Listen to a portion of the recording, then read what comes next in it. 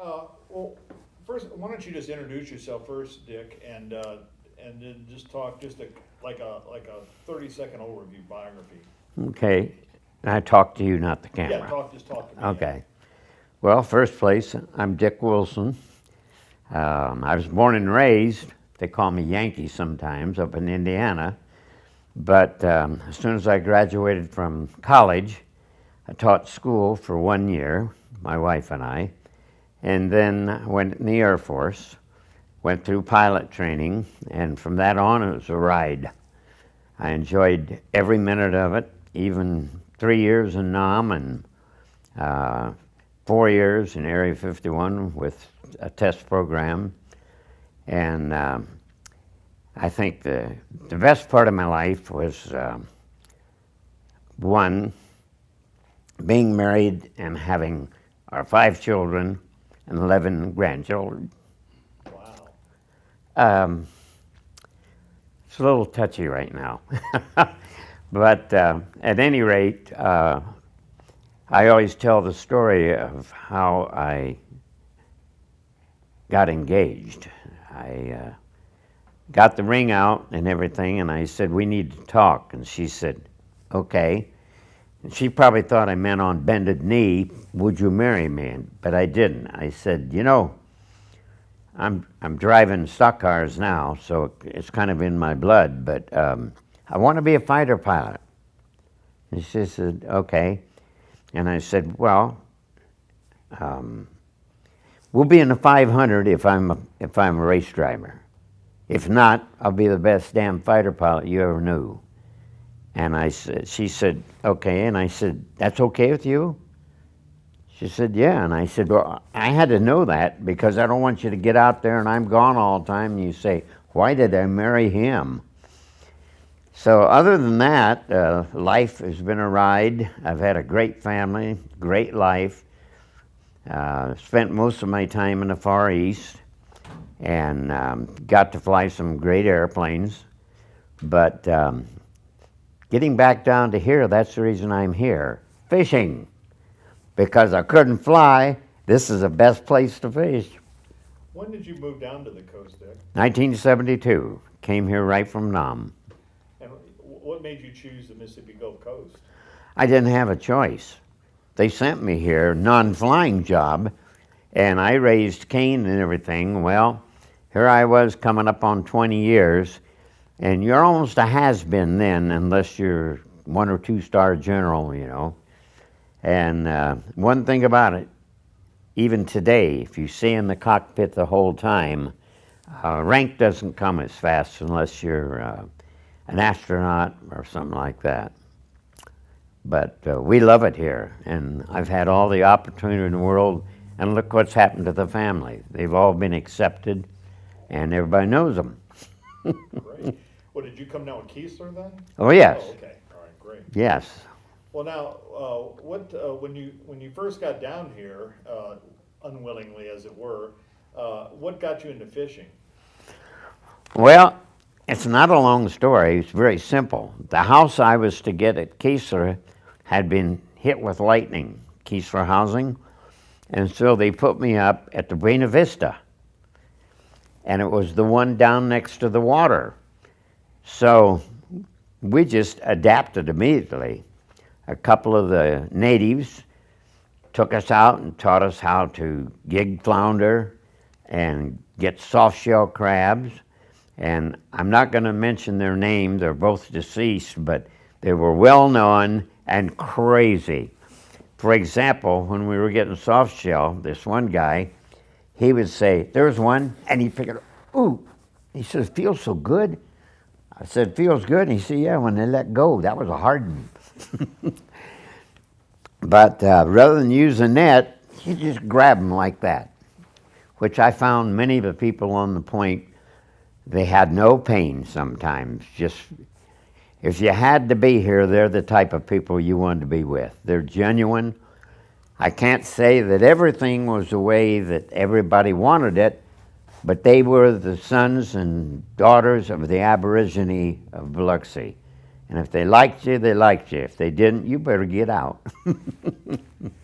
So you were down here then, and you opened Wilson's Fishing Camp. Now, was that after you got out of the Air Force? Oh, yes. First, I opened the top of the Sheraton in 90. No. Let's go back to 76. Because I retired in 75, and my first job was to open the top of the Sheraton. And that was much like being in the service. You carried a brick around, you were on call all the time. So anyway, I had an opportunity to buy Ott's Fish Camp, which everybody knew. It used to be even a dance hall, and Alice Ott still owned it. And I used to go in there and buy bait. And she said, Colonel Milson, why don't you buy my fish camp? I said, I don't know anything about this. They teach you. And they do. At first, I didn't even know anything about it. And but keeping you touch on where to shrimp and things wasn't as important as keeping your net repaired and your equipment. And that's a whole story in itself. I'm sitting there and I'm throwing on my lead line, and this guy comes out, you know, we had the old bridge there, and he says, hey, what are you doing there? I said, I'm throwing on my lead line. He said, you what? He stood and watched me, and he sits down beside me and looks at me, and he said, well, can I show you something? I said, sure. So he sat down there, and he goes and picked through the hole and all that kind of, he's talking all the time. And he had about 5 leads that quick. And I said, you did that so fast, I don't know how you did it. He said, I'll show you. So he goes, yeah, and he talks all the time about pull the loop through here and then tighten it up. And then he said, now you see what I'm using? I said, yeah, a piece of wood. He says, call a shuttle. He said, you can't use that old needle there, that's no good. We call this a needle, but it's a shuttle.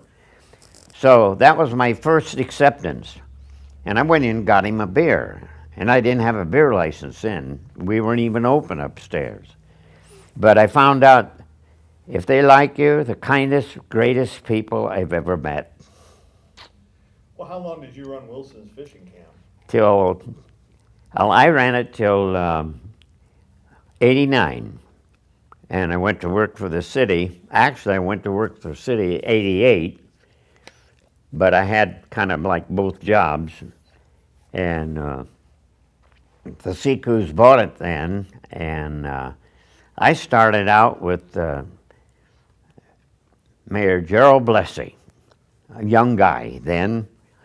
And the funny part about it, one of the reasons he hired me, the DARE program was coming in, and I was starting out with the Boys and Girls Club, and he said, we need to do more for our youth. And to this day, he's still a man that looks out for the youth of our county even. But at any rate, I had a lot of learning to do, but I had a lot of good friends to help me. Well, now, somebody mentioned to me that you were involved in getting the Mississippi Big Game Club started. Is that true?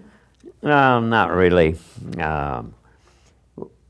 You know, you become a part of things, just like I was on the first Mississippi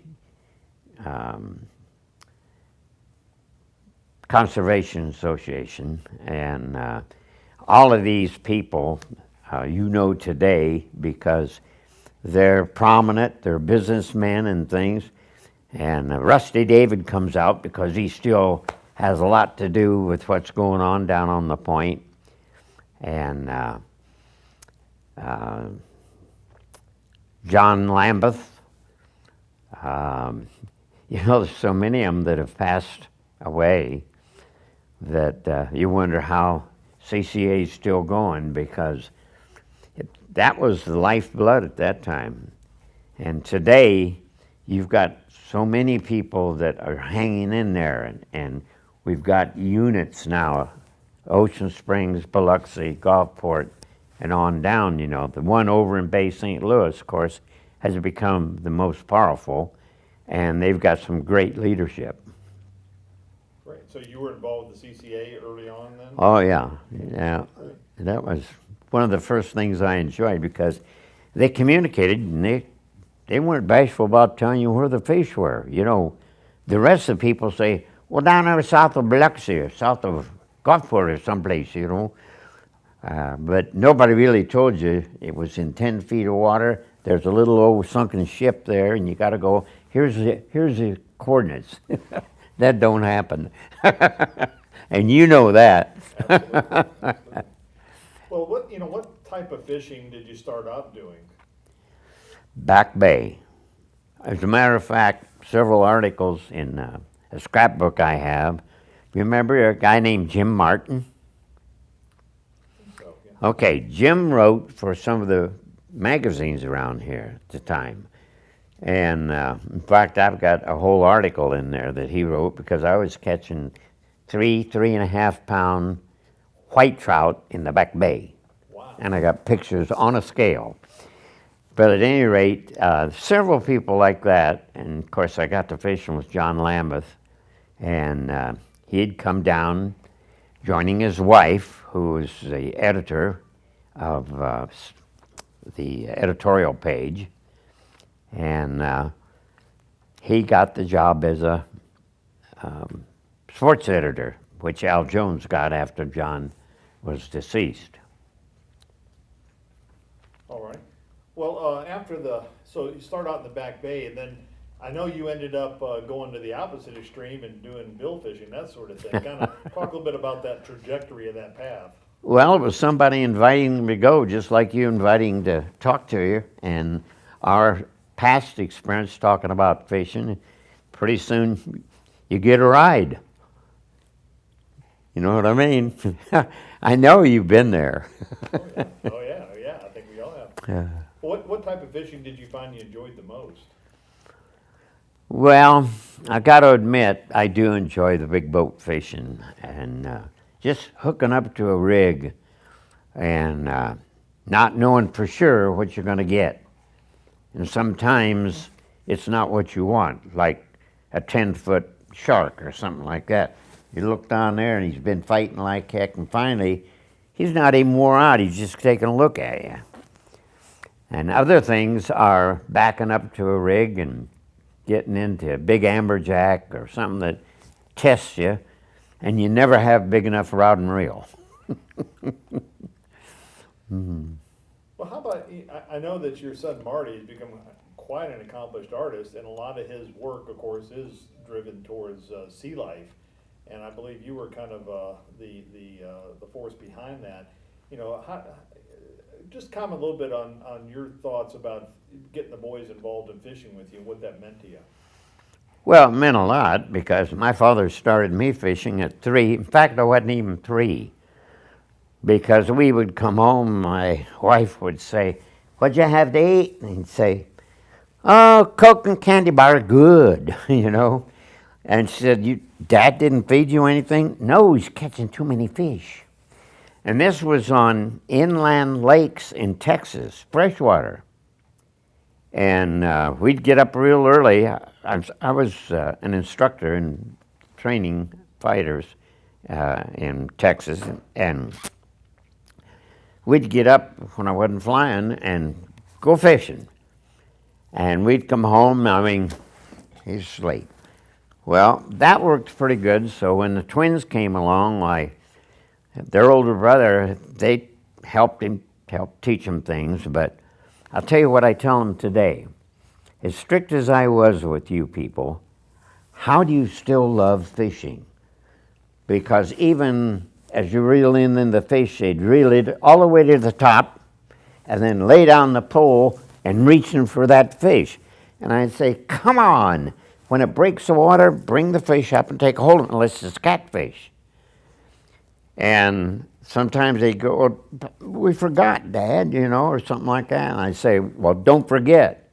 Everything you're learning now, you'll pass on as the years go by, and you'll be happy because you'll catch a record fish someday. and they all have. Well, that's a great lead-in, because I think your family has a number of state records, as do you, and also a couple world records, don't you? Well, we're down now to 9 state and only 1 world, and the older brother, Steve, has that. But how many did you break in total?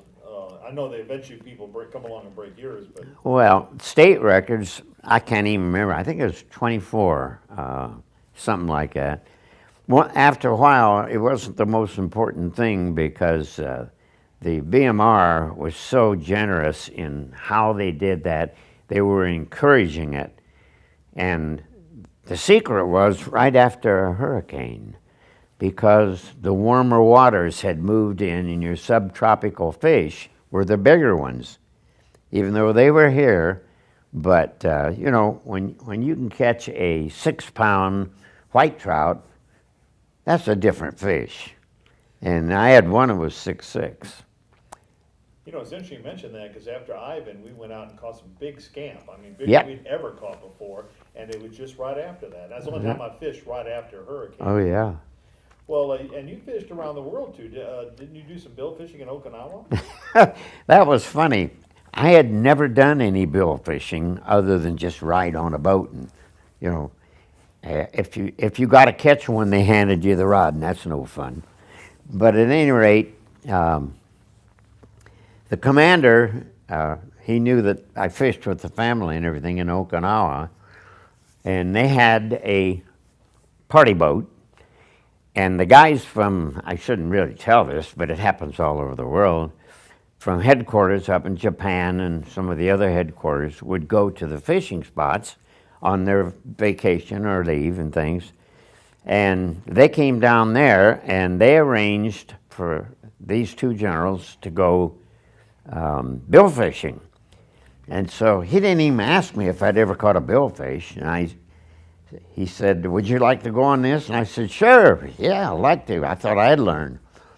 Well, I had to learn quick, because the next thing I knew, I was the pro. I was going to help them bait, and you had your mates on board, but they hadn't caught any either. And so I found out, talking around down at the dock, from the natives, what was the best bait?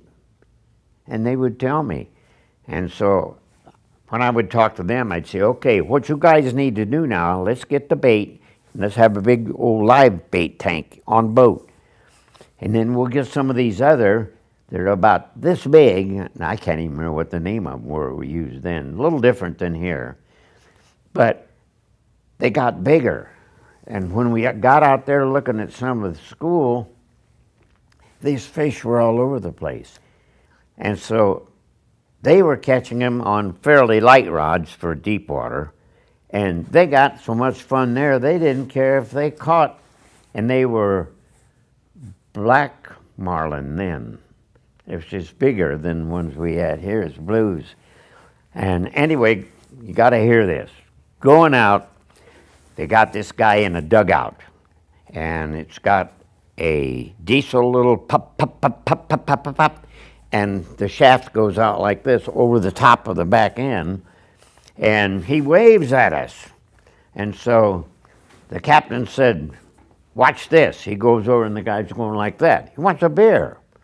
So they pull up beside him, and he's standing up on each side of it like this, and the boat isn't more than 3 feet at max, maybe. And he's guiding like that rather than the ropes on the side. And he takes the beer and gets to where he's riding the crest here. And he stays just that far away from the boat, reaches up, still guiding it, and never fell off the crest. And right there, and you know what was out in front of the boat? Dolphins. Yeah, they're swimming like that. And these guys, they were marveled. I said, have you ever seen this before? A couple times. I hadn't. But at any rate, they had more fun later catching the light fish. But finishing the story on this guy, we had gone up and came back across, and he was into the grounds that they said, this is where we're going to catch our fish. And he was on. You remember the old man of the sea? Spencer Tracy, he wrapped that rope, that's how they catch him. They wrap the rope around that peg sticking up in the front of the boat, and away they go. And when they get down there to where he's slowing down a little bit, why then they'll give him a little line and they'll pull it in, and they coil it right here. And they got their feet out here at the side. If that coil ever got caught, they're gone, yeah.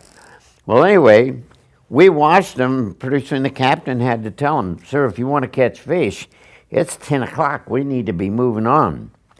Said, okay. Well, we did. We never hooked a billfish.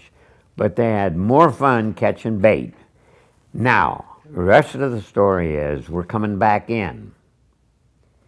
He's got the fish in the boat. No, not quite. He just now got it. Now, this is ours. And what they do is they lasso the tail, which they do on big tuna too, you know. And he's got this up here, and he dips the boat like this. And all at once, boom, he puts that fish in the boat. Now he's got to dip all the water out. Okay. Before, his trolling got down to where he had a sail up. So now he takes that, and he had a cross like this, and he puts it over the fish and takes that same sail and drapes that on there so it doesn't dry out. We're talking about close to a 2,000-pound black marlin. Fills the whole boat. And he got it in that little boat. Here we had this big boat like yours, and we didn't even get one. But at any rate, quite an experience, and I've told this story many, many times. And the next morning, now the commercial people come in there and buy that fish. It's enough money, that one fish, to provide for that man's family for the year. So they've got it, though, hanging up just inside this big ice plant. Modernistic. They got a generator that runs it because there isn't any electricity on the island. So anyway, he was there like this, you know, on all the islands there, see. So I thought they did this every day. He was the talk of the village, you know. And the other thing, we slept on tatami mats. And nothing modern there, no electricity where we were, but great experience. Okinawa? Pardon me? This was Okinawa? Oh no, it's the islands that the Chinese got back. That's between Okinawa and Taiwan. And there's 2 islands there. They now belong to the Chinese, just like the Japanese got Okinawa back. The reversions. Well, how, you know, you fished over a long period of time, and so you've seen, you know, what it was like over a long period of time. You know, what is your opinion of how things are today fishing as regards when you first got started in the 70s? Well, it's more controlled, needless to say, or we probably wouldn't have any fish. You know, back in the early days of CCA, we fought with the same people we're fighting with today, and that's the Menhaden people. And I'm not trying to start something again because it's already started, but at that time, in fact, in that scrapbook, I have an article in there when, and it was published, where a couple of the boat drivers says, and when the last damn redfish is out there, I hope I get him in my net and I'm going to eat him. Just like that.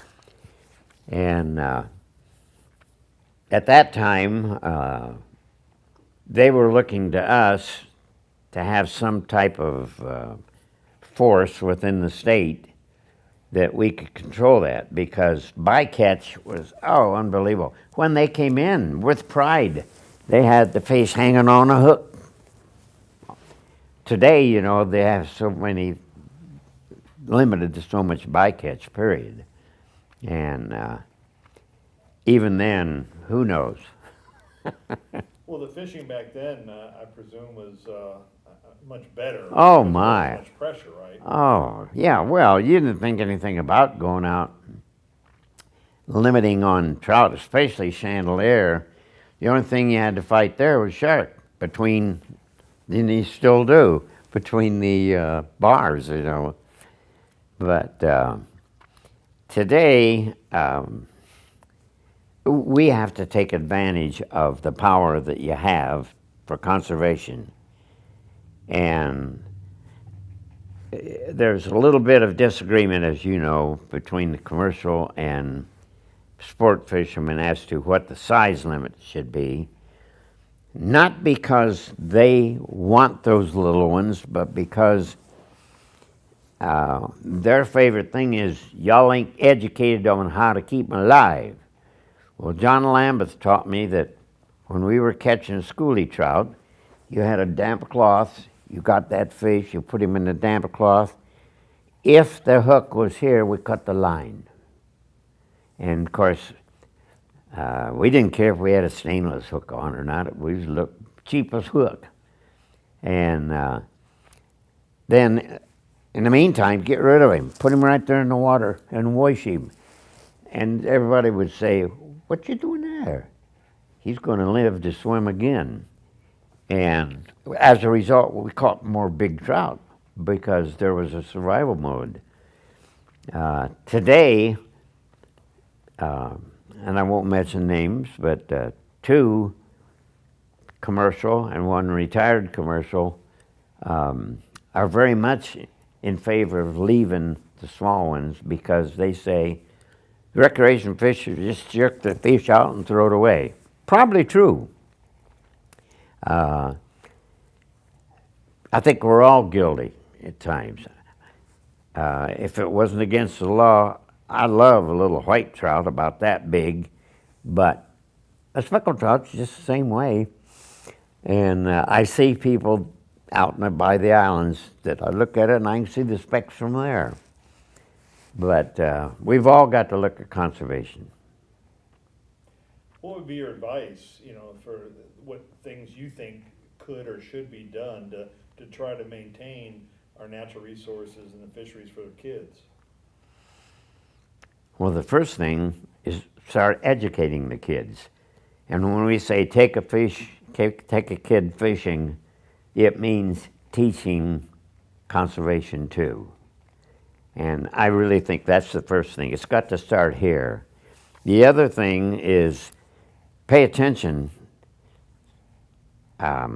Nobody likes to be a squealer, but frankly, I've seen people pull in fish and throw them in the boat and look around. I'm talking about maybe 10 redfish, some undersized even. And I just call. Nobody ever comes. By the time they get there, that guy's gone. And the other thing is watch out at the dock. They'll get their limit, bring them up, throw them in the ice chest, right back out. And I don't know, if it's a weekend fisherman, that's the only time he gets to go and he wants to keep 6 reds, and there's, say, only 2 people in the boat and he's got 9 reds. If they get him, give him a ticket. You got to. But that's not going to hurt anything. It's the guy that goes out with the gill net at night with a gun, which they've pulled on me before, early in the morning. Hey, what you doing there? What do you care? Looking back now, what's the high point of all your fishing experience and career? Fishing with kids. What's the low point? Probably seeing people do what I just said and not caring about conservation, because this isn't for you, because by the time you're dead, those kids have to suffer with lack of quality fish. Oh yeah, that's the reason, and I'll say this, Al Jones has picked up on it. He thinks it's his, but I'm older than him. And I've said, take a kid fishing ever since I was a kid. And I think we all should say that. And you practice it. And that's good.